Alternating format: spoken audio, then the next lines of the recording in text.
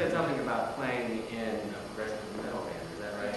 So, I assume that you started classically, right? And so how did you sort of find your way into that genre? Well, both my parents are classical musicians, so I was raised in a very conservative, kind of overbearing household where I practiced for hours and hours every day. I was never allowed to leave the house. I literally went to go see a movie once before I was 18 years old, and that was Titanic. So, so I went to college. I ran wild for a little bit, and then I started dating this guy in my sophomore year, and he was a guitar player in a metal band. So I went to the Key Club, which is a big rock club in LA, to see him play, and I was, in love, not with him necessarily, but with music, and it's also very, classical music. It's very passionate. It's very deep, and to me, metal or progressive metal that I play is also very passionate. It's not very lighthearted. It's not like, everyone's happy. Let's sing about love. It's always about torment or some kind of very dramatic, feeling, which is, I guess, I like genre. Right. So, you play with, you're playing professionally with a band, and you're playing professionally with orchestras. And how do these things? Is it the type of thing that you go easily in between, or do you find a lot of similarities, or? Well, I think, like I said, I think emotionally there's actually a lot of similarities. It might sound a little strange, but it's kind of looking out at the same scene through a different window, where it's a different way of expressing the same thing, but one tends to be a little bit more, in your face, and you can do whatever you want, and wear ridiculous things, and the other thing is something with a lot of history, a long, background, and it's beautiful because it's something that you want to preserve through history. So I think it's fun to do a little bit of both. And as for playing, I would say for classical music, because most of the time you have, set notes. You can't improvise. You can't play whatever you want to play. You have to play exactly, what's written. So if you mess up, you mess up. But if you're playing with a band, they have the set songs if you're doing a set. But if you, mess up or decide to go off on your own little thing for a little while, nobody knows, nobody cares. So that's also fun. Well, yeah. As a child growing up, I was into music and done some music degrees, and I've often found that doing things outside of classical music, but in music, let's say I did marching band, and I played in bands before, different times. Do you find?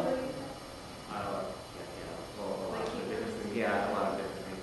Do you find that your classical, when you're practicing classical, it sometimes helps or complements the things that you do on stage with your band, and then vice versa? Or do you try to keep them separate?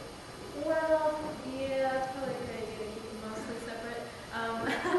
But I think technically, practicing classical cello, obviously, developing a good technique really helps, because, any guitar shredder, bass shredder, everybody's, it's just hours and hours of practice, and developing your muscle memory, your fingers, the speed, that really, doesn't change between the two different types of cellos. But I guess playing electric cello, it's a little bit, you don't have to worry about tone production. Tone production is a huge thing for acoustic cello.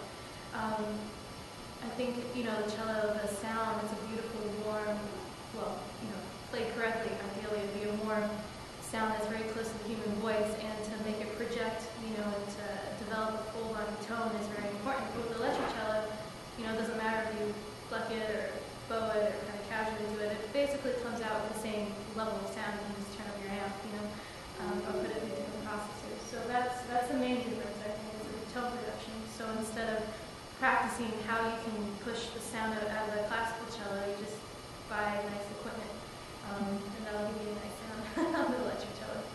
Right. Okay. Well, usually before these things, there's some type of activity that I try to do with the audience to sort of get them ready for what they're going to hear tonight. So you're playing Shostakovich's first cello concerto.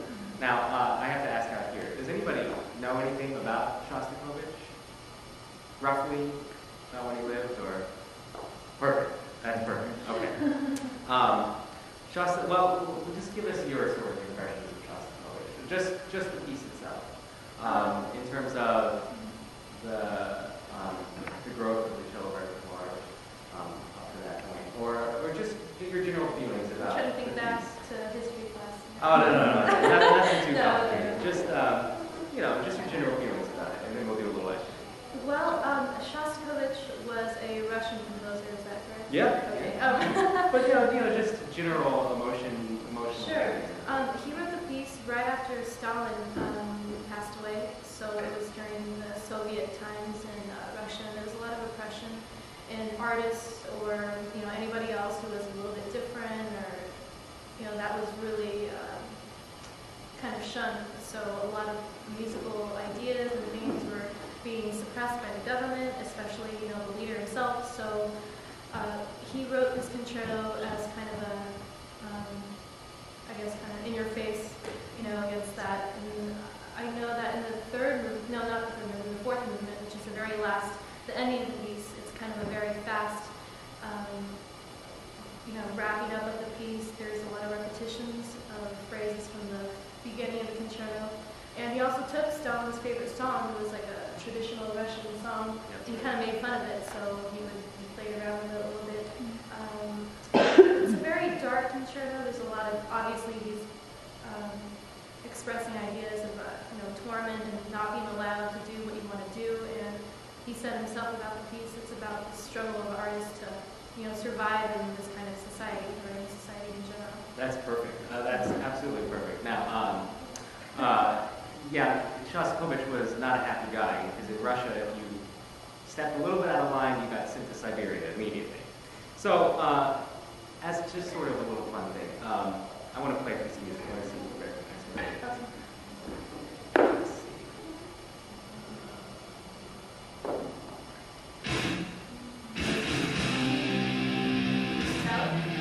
Yeah, absolutely. Do you guys know this at all? Mm-hmm. Yeah?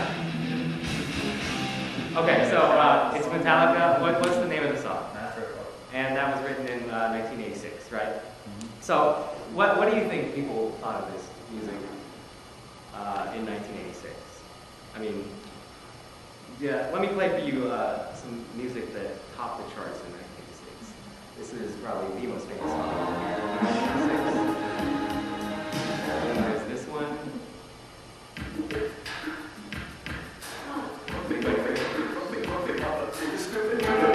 Okay, and then there's this one, which is the big one-hit wonder of 1986.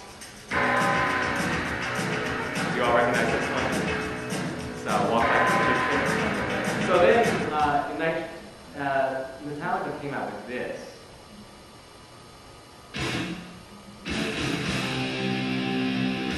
Alright, so you can imagine what, especially out here in suburbia. They gave a Grammy to Jeff Tolles and Metallica. That's right. For metal, I mean, that's ridiculous. All right, it was just, I mean, think back to 1986, the music that I played for you, and then this comes on the radio.